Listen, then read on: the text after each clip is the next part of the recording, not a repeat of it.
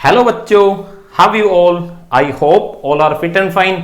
मैं हूं आपका अपना Rohitas Rajpal Gintala and as we all know that we are discussing about the chapter electrochemistry. तो याद करो बच्चों, जब हमने चैप्टर की शुरुआत की थी तो हमने इलेक्ट्रोकेमिकल सेल्स को दो कैटेगरी में डिवाइड किया था। We have classified the electrochemical cell in two categories.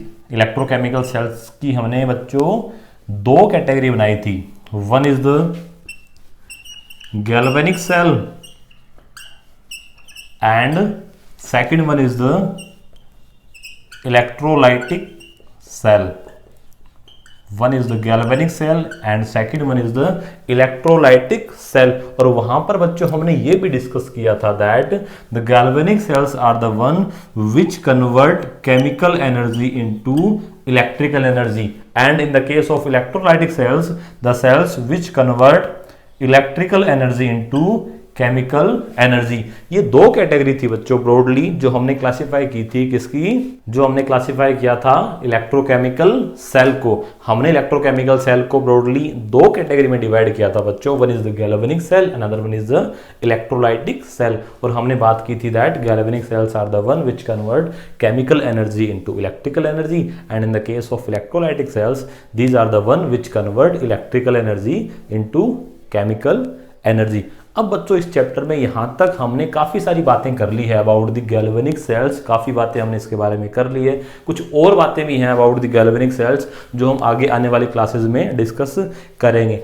आज बच्चों जो हमें डिस्कस करना है, आज हमें बात करनी है अबाउट द इलेक्ट्रोलाइटिक सेल्स। तो आज हम डिटेल में बात करेंगे बच्चों अबाउट द इलेक्ट्रोलाइटिक सेल्स। तो जैसा कि हमने अभी डिस्कस किया that electrolytic cells are the cells which convert electrical energy into chemical energy. होता क्या है बच्चों कि इन सेल्स को हम एक्सटर्नल वोल्टेज की फॉर्म में इलेक्ट्रिकल एनर्जी प्रोवाइड करते हैं, and with the help of that electrical energy उन सेल्स में केमिकल रिएक्शन प्रोसीड होती है, एंड उस केमिकल रिएक्शन से हमें केमिकल एनर्जी मिलती है बच्चों। इस तरह से ये सेल्स इलेक्ट्रिकल एनर्जी को केमिकल एनर्जी में कन्वर्ट करते हैं। So the electrolytic cells are the cells which convert electrical energy into chemical energy.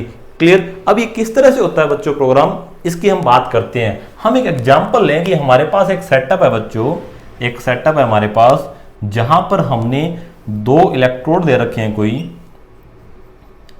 हमने दो इलेक्ट्रोड दे रखे हैं बच्चों, और इन दोनों इलेक्ट्रोड्स को हमने डिप कर दिया। हमने डिप कर दिया बच्चों मोल्टन सोडियम क्लोराइड में। हमने इनको डिप कर दिया NaCl मेल्ट में। यहां पर हमने मोल्टन फॉर्म ऑफ NaCl ले रखी है बच्चों, और इन इलेक्ट्रोड्स को हमने कनेक्ट कर दिया एक्सटर्नल सोर्स ऑफ करंट से। यहां पर हमने एक्सटर्नल वोल्टेज अप्लाई की है बच्चों। क्लियर? ये एक सेटअप है हमारे पास जहां पर दो इलेक्ट्रोड्स हैं जो molten form of sodium chloride में डिप है, and both the electrodes are connected via outer circuit, जहां पर हमने एक्सटर्नल वोल्टेज यहां पर इनको प्रोवाइड कर रखी है। क्लियर? अब होगा क्या बच्चों? होगा ये कि कोई भी इलेक्ट्रोलाइट जब अपनी मोल्टन स्टेट में होता है या फिर एक्वस फॉर्म में होता है, तो हमें पता है वो इलेक्ट्रोलाइट अपने कॉन्स्टिट्यूएंटिंग आयंस में डिसोसिएटेड रहता है। जो भी उसके कॉन्स्टिट्यूएंट आयंस होते हैं बच्चों उसमें वो डिसोसिएट रहेगा। इट मींस सोडियम क्लोराइड जो है अपनी मोल्टन स्टेट में सोडियम आयन और क्लोराइड आयन की फॉर्म में डिसोसिएटेड फॉर्म में रहेगा। क्लियर? अब होगा क्या कि जब हम एक्सटर्नल वोल्टेज हम अप्लाई करेंगे तो ये जो आयंस प्रेजेंट है यहाँ पर इस इलेक्ट्रोलाइटिक सॉल्यूशन, जो आयंस प्रेजेंट है ये आयंस की मूवमेंट स्टार्ट होती है बच्चों। अब हमें पता है कि जो सोडियम आयन है ये एक कैटायन है, तो ये किसकी तरफ मूव करेगा? ये नेगेटिवली चार्ज्ड इलेक्ट्रोड की तरफ मूव करता है बच्चों। किस तरफ मूव करता है? वो मूव करता है नेगेटिवली चार्ज्ड इलेक्ट्रोड की तरफ। और जो क्लोराइड आयन है हमें पता है ये एक एनायन है, तो ये किसकी तरफ अट्रैक्ट होगा? ये अट्रैक्ट होगा पॉजिटिवली चार्ज्ड इलेक्ट्रोड की तरफ। अब हमने यहां पर अभी तक ये डिस्कस नहीं किया है दैट पॉजिटिव चार्ज इलेक्ट्रोड जो होगा वो एनोड होगा या फिर कैथोड होगा, या फिर नेगेटिवली चार्ज इलेक्ट्रोड कैथोड होगा या फिर एनोड होगा। हमने ये बात अभी तक बिल्कुल नहीं की है, बिकॉज हमें पता है एनोड और कैथोड हम चार्ज से डिसाइड नहीं करते हैं कभी भी। हम ये बात चार्ज से डिसाइड नहीं करेंगे। हमें पता है एनोड क्या होगा? एनोड वो इलेक्ट्रोड होगा बच्चों जहां पर ऑक्सीडेशन प्रोसेस होगा। अब हम बात करें that out of sodium ion and chloride ion which can undergoes oxidation. किसका ऑक्सीडेशन हो सकता है बच्चों? तो हमें पता है oxidation stands for loss of electron. अब यहां पर सोडियम ने ऑलरेडी इलेक्ट्रॉन लूज कर रखे हैं बच्चों, क्लोराइड आयन इलेक्ट्रॉन एक्सेप्ट किए हुए, इट मींस इलेक्ट्रॉन जो लूज करने की टेंडेंसी है, इलेक्ट्रॉन लूज करने की टेंडेंसी उसकी होगी बच्चों जिसके पास इलेक्ट्रॉन्स रिचनेस होगी एक तरह से। क्लियर? बिकॉज यहां पर दरअसल होगा क्या कि जो भी आयंस हैं, जो भी आयंस इलेक्ट्रोलाइट्स में प्रेजेंट है, वो अपने ऑपोजिटिवली चार्ज इलेक्ट्रोड की तरफ जाएंगे और वहां जाकर अपने चार्ज को वो रिलीज करेंगे। और हमें पता है चार्ज रिलीज किस तरह से होगा? चार्ज रिलीज होगा आइदर बाय एक्सेप्टिंग इलेक्ट्रॉन और बाय लूजिंग इलेक्ट्रॉन। अब इलेक्ट्रॉन लूज करके किसका चार्ज रिमूव हो सकता है? वो एनायन का हो सकता है। और इलेक्ट्रॉन एक्सेप्ट करके किसका चार्ज रिलीज हो सकता है? वो कैटायन का हो सकता है। It means out of the sodium ion and chloride ion which can undergo oxidation, that is the chloride ion. It means chloride ion का क्या होगा बच्चों? क्लोराइड आयंस इलेक्ट्रॉन लूज करेंगे और किस में कन्वर्ट हो जाएंगे? वो क्लोरीन में कन्वर्ट हो जाएंगे बच्चों। क्लोराइड आयन क्या करेंगे? इलेक्ट्रॉन लूज करेंगे और वो किस में कन्वर्ट हो जाएंगे? क्लोरीन में कन्वर्ट हो जाएंगे। इट मींस ये जो प्रोसेस है बच्चों, ये कौन सा प्रोसेस है? That is the oxidation process. और हमें पता है ऑक्सीडेशन प्रोसेस कहाँ होता है बच्चों? ऑक्सीडेशन प्रोसेस होता है at anode. It means anode पे क्या मिलेगी आपको? एनोड पे मिलेगी chlorine gas. Clear? And similarly at cathode की हम बात करें तो कैथोड पर क्या होगा बच्चों? कैथोड पे रिडक्शन होगा। और रिडक्शन किसका हो सकता है? रिडक्शन हो सकता है बच्चों सोडियम आयन का। ये इलेक्ट्रॉन एक्सेप्ट करेंगे और कन्वर्ट हो जाएंगे किसमें? सोडियम में कन्वर्ट हो जाएंगे। इस तरह से बच्चों जब हम एक्सटर्नल वोल्टेज अप्लाई करते हैं तो वहां पर कोई केमिकल रिएक्शन प्रोसीड होती है और उससे हमें केमिकल एनर्जी मिलती है। इस तरह से इलेक्ट्रिकल एनर्जी केमिकल एनर्जी में कन्वर्ट हो रही है।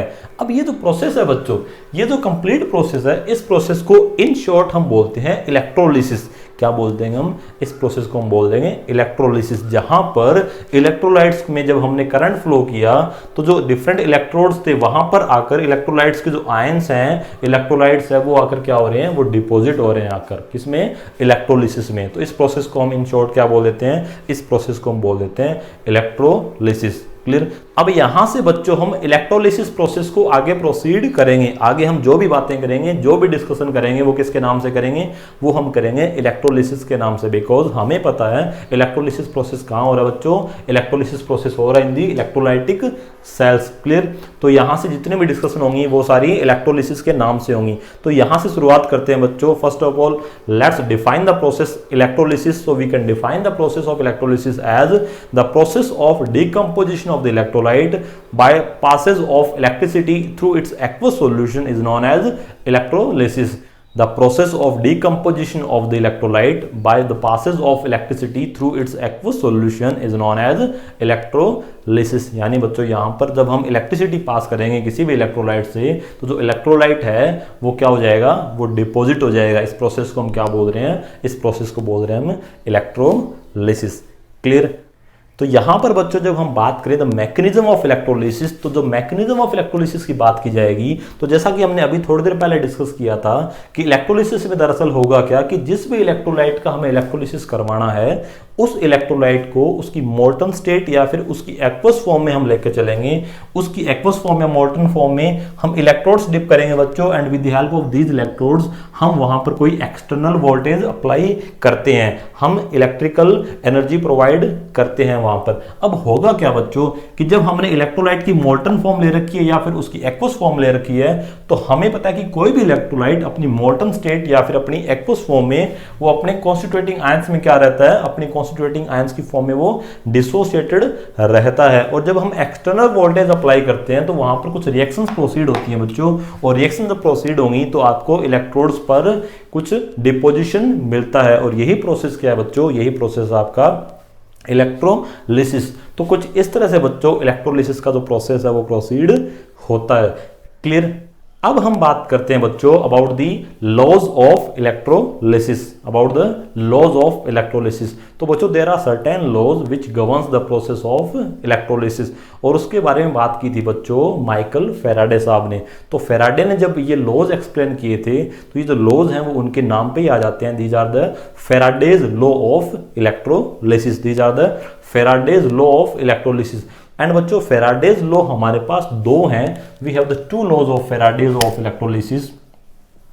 तो फैराडेज लॉ ऑफ इलेक्ट्रोलिसिस है बच्चों, वो दो लॉज हैं, इन दोनों के नेम आपको खास ध्यान रखने हैं बिकॉज बड़े डिफिकल्ट नेम है इनकी। One is the first law of electrolysis and second one is the second law of electrolysis. One is the first law of electrolysis, another one is the second law of electrolysis. I hope ये name आप भूलेंगे नहीं, है ना, थोड़े difficult है but याद करने में, है ना। These are the two laws of electrolysis. तो फेराडे ने दिए थे तो हम बोलते हैं first law of Faraday and the second law of Faraday, या फिर Faraday's first law of electrolysis and Faraday's second law of electrolysis. तो बच्चों इनके बारे में, इन दोनों लॉज के बारे में वन बाय वन बात करते हैं। तो सबसे पहले बात करते हैं बच्चों about the Faraday's first law of electrolysis. Faraday's first law of electrolysis, तो जो फर्स्ट लॉ ऑफ फेराडे है बच्चों, वहां पर फेराडे साहब ने ये बताया कि मान ले हमारे पास कोई इलेक्ट्रोलाइटिक सेल है जहां पर हम इलेक्ट्रोलिसिस का जो प्रोसेस है वो प्रोसीड करवा रहे हैं। तो दरअसल होगा क्या कि हमने जो इलेक्ट्रोड्स ले रखे हैं और उन इलेक्ट्रोड्स पे जो हम एक्सटर्नल वोल्टेज अप्लाई कर रहे हैं बच्चों, मान लेते हैं हम कोई Q चार्ज यहाँ पर सप्लाई कर रहे हैं, तो Q चार्ज सप्लाई करने से जो इन इलेक्ट्रोड्स पे अमाउंट डिपॉजिट होगा बच्चों, मान लेते हैं इन इलेक्ट्रोड्स पे W अमाउंट डिपॉजिट हो रहा है, तो according to first law of Faraday W will be directly proportional to the supplied charge, that is W is directly proportional to Q। Clear, ये था फेराडेज फर्स्ट लॉ। तो Faraday's first law of electrolysis में Faraday ने क्या बताया, Faraday ने ये बताया कि जब आप कोई चार्ज अप्लाई कर रहे हो किसी इलेक्ट्रोलाइटिक सेल में, तो वहां पर जो इलेक्ट्रोलिसिस प्रोसेस प्रोसीड होगा, after the process of electrolysis जो अमाउंट डिपॉजिट होगा बच्चों इलेक्ट्रोड्स पे, किसी भी इलेक्ट्रोड पे जो अमाउंट डिपॉजिट होगा, वो जो अमाउंट है वो सप्लाइड चार्ज के डायरेक्टली प्रोपोर्शनल होता है। क्लियर, तो बच्चों जो स्टेटमेंट होगा फर्स्ट लॉ ऑफ फेराडे का, Faraday's first law of electrolysis का स्टेटमेंट कुछ इस तरह से हो जाएगा that the amount of a chemical reaction that is the mass of any substance deposited और liberated at any electrode during electrolysis by a current is directly proportional to the quantity of electricity passed through the electrolyte. The amount of a chemical reaction that is the mass of any substance deposited or liberated at any electrode during electrolysis by a current is directly proportional to the quantity of electricity passed through the electrolyte। Clear, that is the statement of Faraday's first law of electrolysis। तो ये हो जाएगा बच्चों Faraday's first law of electrolysis, यानी जो amount deposit हो रहा है बच्चों किसी भी इलेक्ट्रोड पे वो सप्लाइड चार्ज के डायरेक्टली प्रोपोर्शनल होता है। क्लियर, अब हमें पता है बच्चों दैट जो Q है आपका that is charge is equal to I into T है। I is the current, T is the time। Q क्या होगा बच्चों, Q होगा I into T के प्रोडक्ट के इक्वल। और इस प्रोपोर्शनलिटी के साइन को जब हम हटाते हैं तो एक कांस्टेंट लग जाएगा यहाँ पर that is Z। Clear, that is ZQ, और Q की जब हम वैल्यू पुट करेंगे दैट विल बी ZIT। तो फॉर्मूला आ जाएगा बच्चों फाइनल आपका W equals to ZIT, W equals to ZIT। Clear, अब यहां पर बच्चों जो W है that is the amount of substance deposited, Z is a constant known as electrochemical equivalent. Z is a constant known as electrochemical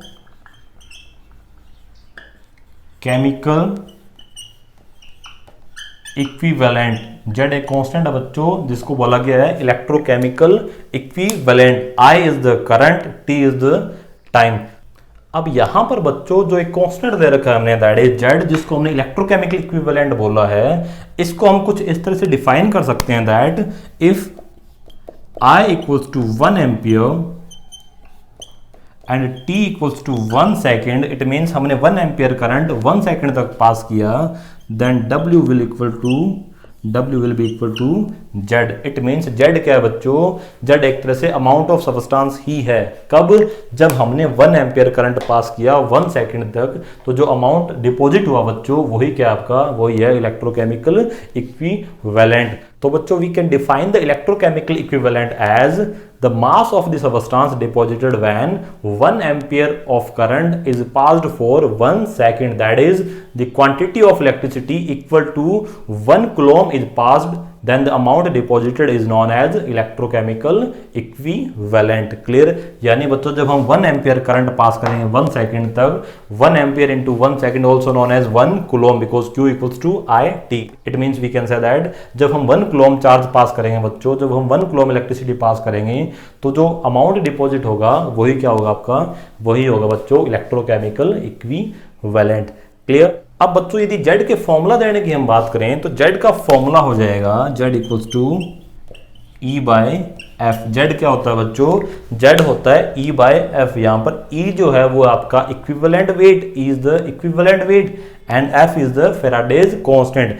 E है बच्चों equivalent weight of the electrolyte and F is the Faraday's constant, that is 96500 coulomb. Clear? So that is the electrochemical equivalent and that is the Faraday's first law of electrolysis. तो ये हुआ बच्चों first law of Faraday of electrolysis. Clear? अब बात करें बच्चों Faraday's second law of electrolysis. Faraday's second law of electrolysis. सबसे पहले बात करते हैं बच्चों about the statement of second law of Faraday.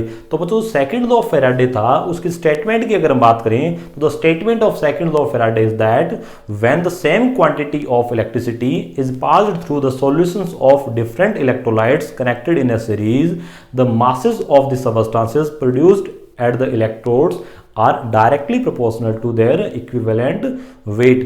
When the same quantity of electricity is passed through the solutions of different electrolytes connected in a series, the masses of the substances produced at the electrodes are directly proportional to their equivalent weights. That is the statement of the second law of Faraday. अब इसको समझने की कोशिश करते हैं बच्चों. इसमें क्या बोला गया है? इसमें ये बोला गया बच्चों कि मान लेते हैं हमारे पास एक से ज्यादा सेल्स हैं और वो कनेक्टेड है इन द सीरीज ऑर्डर. ये बच्चों हमारे पास कुछ सेल्स हैं. These are the electrolytic cells which are connected in series order. हमें पता है बच्चों कि जब हम सेल्स को सीरीज ऑर्डर में कनेक्ट करते हैं तो वहाँ पर जो चार्ज सप्लाई किया जाता है वो सेम होता है. तो सप्लाइड चार्ज है बच्चों वो क्या होगा, वो सभी सेल्स में सेम होता है. क्लियर? ये दो सेल्स हैं बच्चों, मान लेते हैं हमारे पास, इन दोनों को हमने सीरीज ऑर्डर में कनेक्ट कर रखा है. क्लियर? अब होगा क्या बच्चों? होगा ये कि दो डिफरेंट सेल्स हैं, दोनों के इलेक्ट्रोलाइट्स डिफरेंट हैं, बट यहां पर जो चार्ज सप्लाई किया हमने वो क्या है, वो सेम है. अब हम मान लें कि यहां पर इस सेल में जो अमाउंट डिपॉजिट होगा, यहां पर एक बार के लिए हम फर्स्ट लॉ ऑफ फैराडे यदि हम अप्लाई करें तो we can say that W1 is directly proportional to Q1. और इस सेल की अगर बात करें तो हम बोल सकते हैं W2 is directly proportional to Q2. Clear बच्चों? अब यहां पर इस प्रोपोर्शनलिटी को जब हम हटाएंगे तो बच्चों हम बोल देंगे W1 equals to Z1 Q1 and W2 equals to Z2 Q2. Clear? अब हमें पता है बच्चों, हमें ये पता है that Q1 equals to Q2 equals to Q, कि हमें जो चार्ज सप्लाई कर रखा है हमने यहां पर, हमने जो चार्ज सप्लाई किया बच्चों वो क्या है, वो बिल्कुल सेम है. That is Q1 equals to Q2. दोनों चार्जेस बिल्कुल सेम है बच्चों. वो किसके इक्वल है? वो Q के इक्वल है. इट मींस इसको यदि हम इक्वेशन 1 लेके चलें और इसको यदि हम इक्वेशन 2 लेकर चलें तो we can say that W1 equals to Z1Q and W2 equals to Z2Q. ये इक्वेशन आपकी 3 होगी बच्चों, ये इक्वेशन 4 होगी. यहां पर यदि हम इक्वेशन 3 को 4 से डिवाइड करते हैं we can get W1 upon W2 equals to Z1 upon Z2. Q से Q कैंसिल हो जाएगा बच्चों. क्लियर? ये हुई बात. अब हमें पता है बच्चों, हमने ऑलरेडी डिस्कस कर रखा है that Z equals to E by F. Z क्या होता है बच्चों? Z होता है E बाय F. तो यहां पर Z की जब हम ये वैल्यू पुट करेंगे तो we can say that Z equals to E by F है. तो Z1 क्या हो जाएगा बच्चों? यहां से W1 bye W2 equals to Z1 हो जाएगा बच्चों E1 by F because universal constant है तो दोनों ही सिचुएशन में F की वैल्यू फिक्स होगी. तो we can say that E1 upon F divided by Z2 की वैल्यू क्या हो जाएगी बच्चों? That will be E2 by F. We can say that W1 upon W2 equals to E1 upon E2। Clear हुई बच्चों बात। अब यहां से इसको यदि प्रोपोर्शनलिटी फॉर्म में लेके आए तो we can say that W is directly proportional to E। और यहां पर जो E है बच्चों वो हमने ऑलरेडी डिस्कस कर रखा है दैट E क्या होता है, E is the equivalent weight. Clear. तो यहां से जो स्टेटमेंट है सेकंड लॉ ऑफ फैराडे का वो जस्टिफाई होता है that the amount is directly proportional to their equivalent weight. Clear. यहां से हम बोल सकते हैं W1 is directly proportional to E1 and W2 is directly proportional to E2। यानी बच्चों यहां पर हम बात करें इस सेल के लिए जो अमाउंट डिपॉजिट हुआ है W1 that will be directly proportional to its equivalent weight that is E1, और यहां पर जो अमाउंट डिपॉजिट हुआ that is W2 that will be directly proportional to its equivalent weight that is E2। Clear. ये था बच्चों second law of Faraday, जहां पर ये बोला गया था कि यदि एक से ज्यादा यदि सेल्स हैं आपके पास, इलेक्ट्रोलाइटिक सेल्स हैं जिनको हमने सीरीज ऑर्डर में अरेंज कर रखा है, वहां पर यदि हम सेम चार्ज सप्लाई करते हैं तो उस सिचुएशन में जो अमाउंट डिपॉजिट होगा किसी भी इलेक्ट्रोड पे वो उनके इक्विवेलेंट के डायरेक्टली प्रोपोर्शनल होता है। वो किसके डायरेक्टली प्रोपोर्शनल होगा, वो डायरेक्टली प्रोपोर्शनल होगा देयर इक्विवेलेंट वेट के डायरेक्टली प्रोपोर्शनल। क्लियर। तो ये कुछ इसका डेरिवेशन हो गया बच्चों, और फाइनल जो कंक्लूजन निकला है हमारे पास वो ये है that the amount deposited at the electrodes are directly proportional to their equivalent weight। that is the second law of Faraday। clear, that's the Faraday's second law of electrolysis। okay, अब हम बात करते हैं बच्चों product of electrolysis. We will discuss about the product of electrolysis. तो बच्चों हमने electrolysis को डिटेल में एक्सप्लेन किया हुआ है, यहाँ पर हमने डिटेल में बातें कर ली अबाउट द इलेक्ट्रोलिसिस। अब हम बात करेंगे बच्चों कि हमारे पास कोई इलेक्ट्रोलाइट है और यदि हम उसका इलेक्ट्रोलिसिस करवाते हैं तो हमें एज ए प्रोडक्ट क्या मिलेगा। क्लियर। तो बात करते हैं बच्चों about the product of electrolysis. एक एग्जांपल लेते हैं यहां पर NaCl मोल्टन।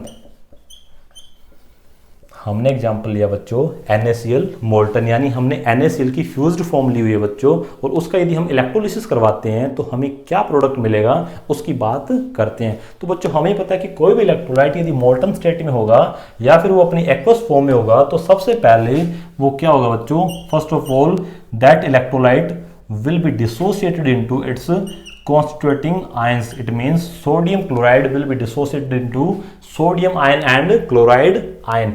अब हमें बात करनी है बच्चों, अब हमें ये बात करनी है कि एनोड पे तो क्या रिएक्शन होगी एंड कैथोड पर क्या रिएक्शन होगी, यानी दो इलेक्ट्रोड्स होंगी वहां पर हम बात करेंगे कि एनोड पे क्या होगी और कैथोड पे कौन सी रिएक्शन होगी। अब हमें पता है बच्चों कि एनोड पर हमेशा ऑक्सीडेशन प्रोसेस होता है, and out of these two sodium ion and chloride ion which can be oxidized, we know very well that the species which has the greater electron density can oxidize, it means that can release electron, and out of these two here chloride ion has the greater electron density, these have the greater tendency to release electron, it means oxidation of chloride ion will take place, and after the oxidation of chloride ion the chloride ion will release electron and convert into chlorine gas. ये reaction कहां पर होगी बच्चों, ये reaction होगी anode पर। It means anode पे जो क्लोराइड आयन है वो जाएंगे और जाकर इलेक्ट्रॉन रिलीज करेंगे बच्चों, और किस में कन्वर्ट हो जाएंगे, वो कन्वर्ट हो जाएंगे क्लोरीन गैस में। एंड जो कैथोड पर हम बात करें, कैथोड पर ये इलेक्ट्रॉन पहुंचेंगे बच्चों, और ये इलेक्ट्रॉन कौन एक्सेप्ट करेंगे वहां पर, ये इलेक्ट्रॉन एक्सेप्ट करेंगे सोडियम आयंस, और कन्वर्ट किस में हो जाएंगे बच्चों, वो कन्वर्ट हो जाएंगे सोडियम में। किस में कन्वर्ट हो जाएंगे, वो कन्वर्ट हो जाएंगे सोडियम में। क्लियर।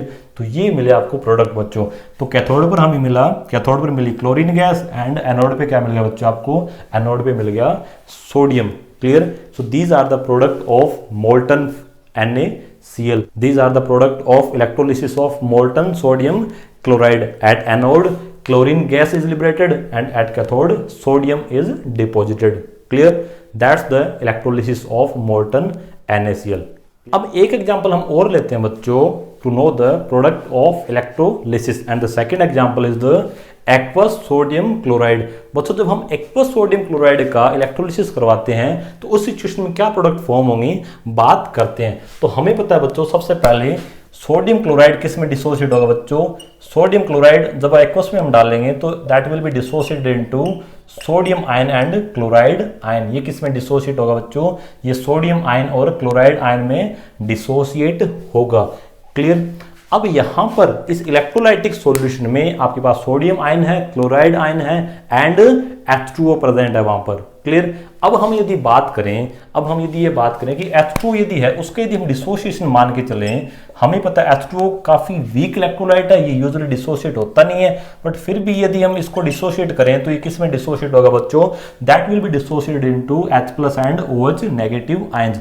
इट मींस हमें एक तरह से उस सॉल्यूशन में दो कैटायन मिल गए और दो हमें क्या मिल गए, एनायन मिल गए। अब हमें पता है बच्चों कैटायंस कहां जाएंगे, कैटायंस जाएंगे कैथोड की तरफ, बिकॉज ये क्या होने हैं, ये होने reduce. It means we can say that at cathode में बच्चों हम बात करें, कैथोड पर क्या होगा, कैथोड पे ये होगा कि sodium ion can accept electron in order to convert sodium and H ion can also accept the electron in order to convert H2। ये दो रिएक्शन बच्चों वहां पर प्रोसीड हो सकती है, ये दो रिएक्शन वहां पर प्रोसीड हो सकती है। एक तो क्या हो सकता है कि रिडक्शन हो सोडियम आयन का, या फिर क्या हो सकता है बच्चों कि रिडक्शन हो H+ आयन का। अब बच्चों हमें पता है कि जब रिडक्शन या ऑक्सीडेशन की बात होती है तो ये डिसाइड किससे हो रहा था, ये डिसाइड हुआ था इलेक्ट्रोकेमिकल सीरीज से, जहां पर हमने स्टैंडर्ड रिडक्शन पोटेंशियल की बात की थी। और बच्चों यहां पर ये जो प्रोसेस है इसका जो स्टैंडर्ड रिडक्शन पोटेंशियल होता है E0 होता है बच्चों, वो होता है -2.71 वोल्ट। और ये हाइड्रोजन इलेक्ट्रोड है बच्चों, इसका स्टैंडर्ड रिडक्शन पोटेंशियल हमें पता है दैट इज 0.00 वोल्ट। क्लियर। ये है इनके रिडक्शन पोटेंशियल्स की वैल्यू। अब हमें पता है बच्चों कि रिडक्शन उसका होगा जिसका रिडक्शन पोटेंशियल ज्यादा होगा, जिसका रिडक्शन पोटेंशियल ज्यादा होगा उसी का क्या होगा बच्चों, उसी का ही होगा रिडक्शन। एंड यहां पर बच्चों जो सोडियम आयन के रिडक्शन पोटेंशियल की वैल्यू है दैट इज -2.71 और जो H+ के रिडक्शन पोटेंशियल की वैल्यू है बच्चों वो है 0.00 वोल्ट। इट मींस यहां पर जो रिडक्शन प्रोसेस होगा वो किसका होगा, रिडक्शन प्रोसेस होगा यहां पर H+ का। It means out of these to that reaction will proceed. अब हमें पता है बच्चों कि H+ हमें कहां से मिले हैं, H+ हमें मिले हैं H2O से। तो एक तरह से जो रिएक्शन प्रोसीड होगी वहां पर वो किस तरह से होगी बच्चों, इन दोनों रिएक्शंस की यदि हम बात करें तो ओवरऑल जो रिएक्शन होगी वो कुछ इस तरह से होगी that H2 will be converted into half H2 and OH negative ion after accepting a electron। Clear. ये हुई बच्चों रिएक्शन नंबर 1 जो कहां होगी, जो होगी कैथोड पर। कहां हुई है बच्चों ये रिएक्शन, ये रिएक्शन हुई है कैथोड पे। तो कैथोड पे क्या हुआ है, रिडक्शन किसका हुआ है, कैथोड पे रिडक्शन हुआ है बच्चों वाटर का। और क्या रिलीज हुई है वहां पर रिलीज हुई है हाइड्रोजन गैस। और क्या मिला बच्चों आपको, और मिला साइड में OH नेगेटिव आयंस। क्लियर। अब हम बात करें बच्चों कि एट एनोड कौन सी रिएक्शन प्रोसीड होगी। तो बच्चों एनोड पे बात करें तो हमें पता है कि एनोड पे ऑक्सीडेशन प्रोसेस होगा। और ऑक्सीडेशन किसका हो सकता है, यहां पर ऑक्सीडेशन हो सकता है क्लोराइड आयन का और ऑक्सीडेशन हो सकता है हाइड्रोक्साइड आयन का। और हाइड्रोक्साइड आयन का मतलब एक तरह से किसका ऑक्सीडेशन हो रहा है, वाटर का ऑक्सीडेशन हो रहा है। तो यहां पर जो कॉम्पिटिशन होगा ऑक्सीडेशन के लिए वो किन के बीच होगा, यहां पर कॉम्पिटिशन होगा in between the chloride ion and water. तो बच्चों बात करते हैं इनके दोनों ही ऑक्सीडेशन प्रोसेस की। तो बच्चों यदि बात की जाए एट एनोड की, तो एनोड पे यदि क्लोराइड का ऑक्सीडेशन होता है, क्लोराइड का यदि ऑक्सीडेशन हो बच्चों तो that will be converted into chlorine gas after releasing an electron. और यदि वाटर का ऑक्सीडेशन होता है बच्चों, वाटर का यदि ऑक्सीडेशन हो, वाटर की ऑक्सीडेशन रिएक्शन कुछ इस तरह से प्रोसीड होगी बच्चों दैट विल ऑक्सीजन वहां पर रिलीज होगी प्लस H आयन रिलीज होंगी एंड इलेक्ट्रॉन्स आपको मिलेंगे बच्चों। ये रिएक्शन वहां पर प्रोसीड होगी। अब इनके एसआरपी की वैल्यू की यदि हम बात करें बच्चों, इनके रिडक्शन पोटेंशियल की हम बात करें तो जो क्लोरीन का रिडक्शन पोटेंशियल होता है दैट इज 1.36 वोल्ट और जो वाटर का जो एसआरपी है बच्चों यहां पर ऑक्सीडेशन की सिचुएशन में वो होता है आपका 1.23 वोल्ट। ये है बच्चों इनके एसआरपी की वैल्यूज। अब हमें पता है बच्चों कि एनोड पे ऑक्सीडेशन उसका होता है जिसका एसआरपी कम होता है। इट मींस यहां पर जो दो वैल्यूज हैं, one is the 1.36 and another one is the 1.23 and out of these two 1.23 is the lesser value. इट मींस बच्चों यहां पर जो ऑक्सीडेशन होना चाहिए वो किसका होना चाहिए, यहां पर ऑक्सीडेशन होना चाहिए वाटर का और प्रोडक्ट क्या मिलना चाहिए आपको, ऑक्सीजन गैस रिलीज होनी चाहिए, कहां पर, एट एनोड, बट ऐसा होता नहीं है। एक्चुअल में एनोड पे क्या रिलीज होती है, एनोड पे होती है क्लोरीन गैस रिलीज। अब ये लफड़ा क्यों हुआ बच्चों, इसको समझते हैं।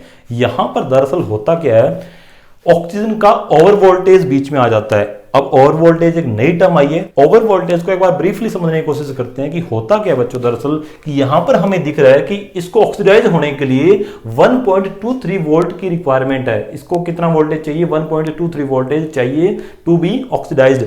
बट बच्चों जो ऑक्सीडेशन है वाटर का जो ऑक्सीडेशन होता है बच्चों, जिससे ऑक्सीजन गैस रिलीज होती है, ये काफी काइनेटिकली स्लो प्रोसेस होता है। ये काइनेटिकली स्लो प्रोसेस होता है जो इस वोल्टेज पे प्रोसीड नहीं हो पाता है। एंड इसको प्रोसीड होने के लिए बच्चों slightly extra amount of voltage required होती है, slightly extra amount of voltage required होती है। और ये जो एक्स्ट्रा अमाउंट ऑफ वोल्टेज है बच्चों, यही होती है ओवर वोल्टेज। इट मींस इसकी वैल्यू की अगर हम बात करें तो 1.23 वोल्ट हमें थ्योरेटिकल वैल्यू दिख रही है बच्चों, बट प्रैक्टिकली इसको slight amount of extra voltage required होती है due to over potential term, due to over voltage concept. तो इसकी जो वोल्टेज वैल्यू है बच्चों, इसकी जो एसआरपी वैल्यू है वो इसकी एसआरपी वैल्यू से ज्यादा हो जाती है। प्रैक्टिकल वे में ये वैल्यू इससे क्या हो जाएगी बच्चों, ये वैल्यू से ज्यादा हो जाएगी। इट मींस जो रिएक्शन होगी एट एनोड वो कौन सी होगी बच्चों, रिएक्शन वहां पर कुछ ये होगी, यानी एनोड पे कौन सी रिएक्शन होगी, एनोड पे होगा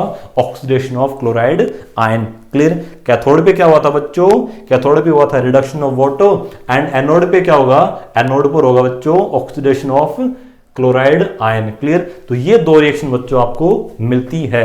अब इसकी ओवरऑल की हम बात करें, इसकी नेट सेल रिएक्शन की यदि बच्चों हम बात करें तो हमें पता है कि यहां पर हुआ क्या बच्चों, हुआ ये कि सबसे पहले सोडियम डिसोसिएट हुआ sodium ion and chloride ion में।